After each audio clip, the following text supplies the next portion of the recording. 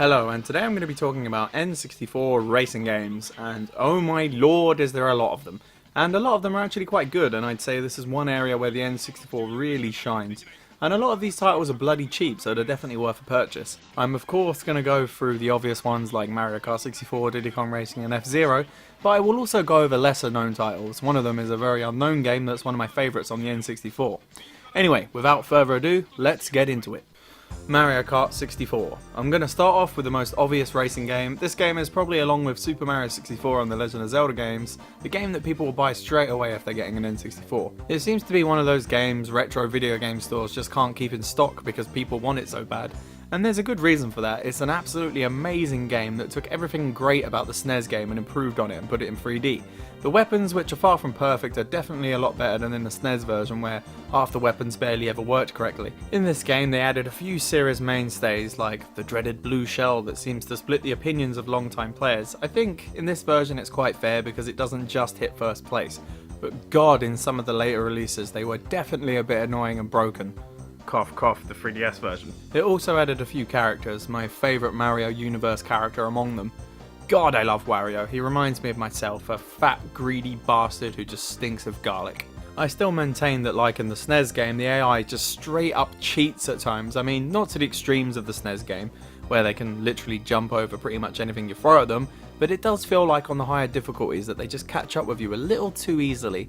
And I've got to admit, the little bombs placed on the tracks when you play 3 players or more multiplayer is fucking infuriating and unnecessary, which does put me off doing multiplayer over 2 people. But you know, the battle mode is still a lot of fun to play, and out of all the Mario Kart games it probably has the best battle mode. I'd definitely say that. But even with all the flaws and things that haven't aged so well, it's still a great classic game that's fun to bust out and play when you've got people around. Iggy's Wrecking Balls. This game, in my opinion, is one of the best hidden gems in the N64's library. I think it's a really good game that has an interesting concept and a playstyle that no other games have ever really tried, well, not to the best of my knowledge anyway. It's basically a mix of a side-scrolling platformer and a racing game, where you play these weird mad balls looking motherfuckers that are meant to be wrecking balls, spelt wrong because, you know, it was the 90s. You have to use your wrecking ball chain to swing up on the platforms above you, kind of like a racing version of Bionic Commando. You can send your chain off in whatever direction you choose. But I'd be lying if I said the controls were 100% accurate and satisfying to use. Sometimes, even though you swear you've got the platform, you, for whatever reason, miss. But after a bit of trial and error, you get used to the somewhat janky controls. And when you do get used to it, there's a lot of fun to be had here. You can attack people with your wrecking ball chain, you also have a little boost that recharges after each lap. Timing these well can be the difference between winning and losing sometimes. The game, much like Mario Kart 64, has its own Grand Prix mode where you're trying to grab the gold on all the game's different tracks. You can do this with 2 players, which is always a good laugh. While the game has a few flaws, it's definitely an interesting idea for a racing game that's still relatively cheap to buy and will keep you entertained for a day or 2. I strongly recommend this hidden gem. Diddy Kong Racing. I hear many people say that this game is superior to the fantastic Mario Kart 64, and in some areas I would agree with them, but I still think Mario Kart 64 tips it for me. But one thing it has over Mario Kart 64 is a brilliant single-player adventure mode, a format that Crash Team Racing would later rip off. Instead of going for the usual Grand Prix setup, you roam about a hub world that has loads of different tracks on it for you to beat, complete with their own boss battles. And unlike Mario Kart, you get 3 different vehicles to drive: the aeroplane, hovercraft, and your standard kart, which does help vary up the gameplay. You have your standard set of kart racing weapons at your disposal, missiles and boosts and the like. The only difference is that if you get more than one of the same type of weapon, it will upgrade the weapon into something more powerful. As with a lot of older kart racing games from this era, I feel like the handling at times can be a bit stiff. It certainly takes some getting used to, but it's not so terrible that you can't get used to it. Definitely a fun game worth revisiting in Rare's amazing back catalogue. There was supposedly a sequel planned for the GameCube. How good would that have been, but sadly it never saw the light of day. If they tried bringing it back now, it would probably come with 7 different season passes and 20 DLC characters from Rare's back catalogue, so maybe it's best we don't have a comeback. We don't want another Banjo-Kazooie nuts and bolts. Ugh. F-Zero X. Another racing game that perfectly made the transition from the SNES to the N64. While the graphics may have changed, the gameplay feels exactly the same. It's exactly what you would want from a sequel. Everything you loved about the original game, but turned up to 11. And Nintendo really hit a home run with this game. It's still the same futuristic hover ship racing game you know and love, with some great visuals for the time, and some fun, well-designed tracks that are a joy to play through. Each different craft has its own strengths and weaknesses, and unlike a lot of other racing games of this era, you can really feel the difference when you switch crafts. The handling can be extremely hard to get a grip on, and even harder to fully master. Needless to say, I've never quite managed it, as you can see by the gameplay footage. While the learning curve is steep, it's quite gratifying when you get better at it, much like the original. There's your standard Grand Prix mode for you to work your way through with 4 different difficulty settings to beat, and buckle up buckaroo, because you're in for a ball-breaking, emasculating time. But the difficulty and challenge of this game is one of the reasons I come back to it time and time again, because I just want to beat it. Another great entry into the N64's frankly amazing racing games section. II Lamborghini, or something like that, is a game I've never really heard anyone mention before, so I kind of assumed it was just going to be a bog standard Lamborghini licensed video game, and I was right in that assumption. In this game, you unsurprisingly drive a bunch of Lamborghinis around bland, uninteresting tracks that are about as fun as a 5-finger death punch gig. So, not fun at all. I don't think the tracks themselves are designed too badly. As you get a bit further on in the game, they certainly get more interesting and challenging, but the main problem this game has is the handling on the cars is quite frankly bloody awful. It's so touchy to control the cars in this game. The slightest touch of the analog stick can easily send your car careening off into the walls, and I'd like to say it's something you can get used to, but I really don't think it is. As soon as you've got it handled, you just touch the analog stick a little bit too hard and bam, you're fucked. There's not exactly the biggest selection of tracks on display in this game, and the ones that are here are pretty samey, and the game modes are pretty damn limited. It is cool how the main mode of the game has you racing against the clock like you would in an arcade racer, but that's not enough to save it, as the controls just tarnish everything, and the lobotomized AI certainly doesn't help matters. So basically what I'm saying is, this is the blandest bland game to ever bland. This game is so bland it could easily get a degree in bland from Bland University. I think I've said bland enough. I think you get the idea.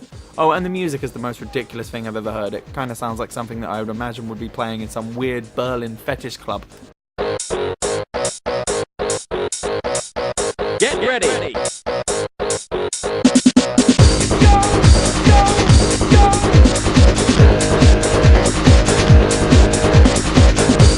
Excitebike 64.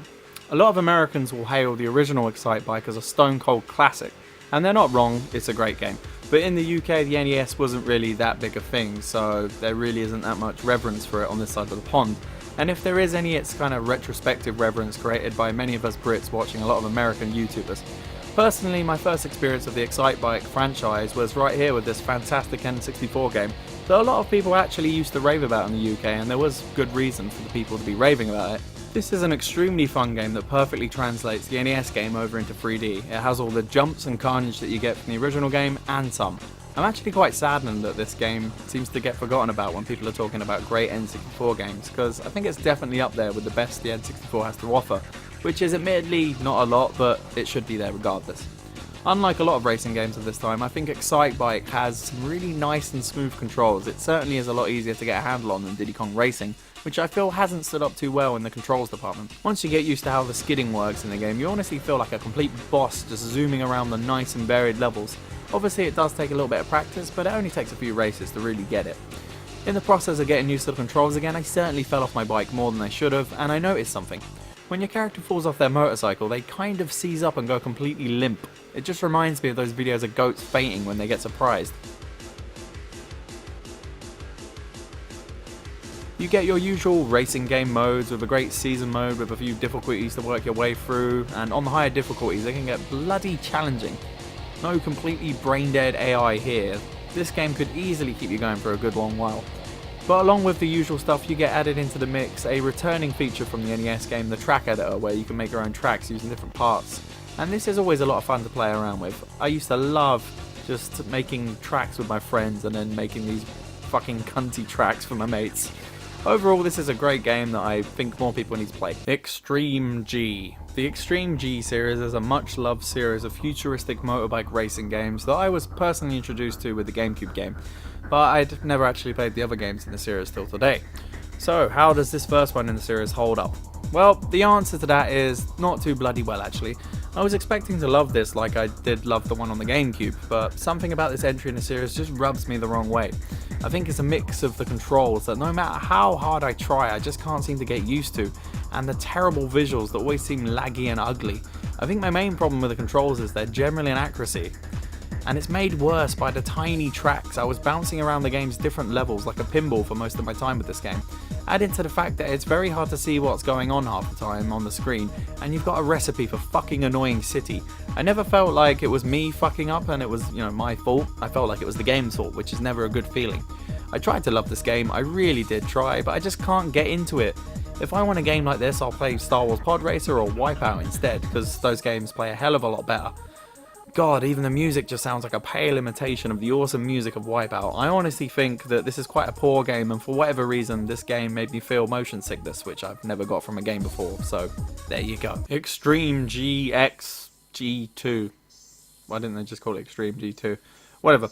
All the problems I mentioned about the first game are in this sequel, and in many ways they've actually kind of made them worse in some respects. They have, on some tracks, widened the tracks out a little bit, which does help the problem of bouncing around like a pinball, but they've made the handling, in my opinion, even worse. It's really touchy. You have to be extremely gentle with it, or you'll end up smacking into the walls, thus negating the good of widening the tracks up.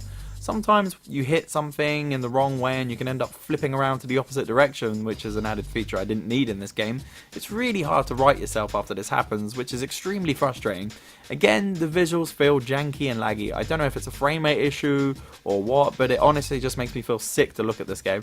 And sometimes the way they've oriented the camera can be really disorientating and make you lose what the hell is going on. And sometimes it can feel like bits of the track just appear in front of you out of nowhere, and you don't have enough time to figure out where to go. I just feel like this is just more of the first game, but a little bit worse, which is definitely something you don't want out of a sequel. I know a lot of people love these two games, and maybe if I played them when I was younger I would too, but I didn't, so I think they're terrible. F1 World Grand Prix. I honestly used to think it was Grand Prix when I was a kid. And I also thought the Prick sticks were called Prick sticks. Maybe I was just always looking for excuses to get away with swearing when I was younger. I'm surprised the teacher never called me out on calling them Prick sticks. Weird. Anyway. I quibbled over whether I should include these two Grand Prix games in this video. I know they're racing games and they're on the N64, so they technically qualify, but like most sports series, I feel like it's kind of redundant to play these now. As to fans of the sport, it's kind of outdated. It's like playing FIFA 98 or something, you just wouldn't do it. And not to mention the fact that I'm not really a big fan of F1, I'd rather watch paint dry than watch F1 personally. My dad was a big fan of it, so we'd always have F1 games in the house. We used to play Nigel Mansell's World Championship Racing on the SNES, which was quite a lot of fun. I really enjoyed that because it was arcadey and fun to play. It had a little bit of simulation stuff, but it was light on that. This game is quite similar to that SNES game and actually has all the modes you would expect from a game of this genre.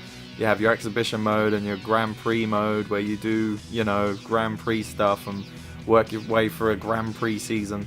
You can tweak the cars to what looks like insane levels to an outsider who knows fuck all about this shit. I don't really mess with the screen as I have no idea what any of this means. The racing itself is pretty good to be honest. The handling is actually not too bad compared to some of the other games I've looked at in this video. I think it's just the general formula of this game I don't like. It doesn't really grab me that much. It just feels very dry, very vanilla. I'm sure someone who's into F1 stuff would really like this game, it's just not really for me. I also have the second title in the series, but it's pretty much more of the same, so I won't even bother covering it. Wave Race 64. Now, this right here is a fucking awesome racing game. I actually never played it back in the day. When I rebought an N64 in my late teens, it was one of the first games I picked up, and god damn was it a lot of fun. A lot of people will list this among the best games on the N64, and I'd probably agree with them. It's a really awesome racing game that I would easily put up there with Mario Kart 64 and Diddy Kong Racing. It has a similar structure to Mario Kart 64 with you trying to complete different sets of tracks on different difficulties, as you do in most racing games of this era, but that's okay, this type of structure is always good with me. In Wave Race 64 you're zooming around on jet skis trying to win races. As you go around the tracks you've got to make sure you're on the right side of these boys. There's left and right ones. If you stay on the right side of the buoy you're rewarded with a power meter boost which will help you go faster, and if you miss too many buoys you'll be eliminated from the race. I like that on some of the tracks with each lap the track will morph and change, which is pretty damn cool. And for the time the graphics look pretty damn nice, they're very clean and colourful, which definitely helps you with the racing. And the racing in this game is superb, the controls feel fluid and perfect. If you give this game to anyone they'll just pick it up in seconds and be having fun. Everything just feels on point. Of course the game can still be very challenging, but you never feel too annoyed with it, and you just want to keep on playing. Other than the usual modes you also get a stunt mode in which you're trying to go through rings. No, not like those ones. And jump off jumps in the quickest times possible for high scores.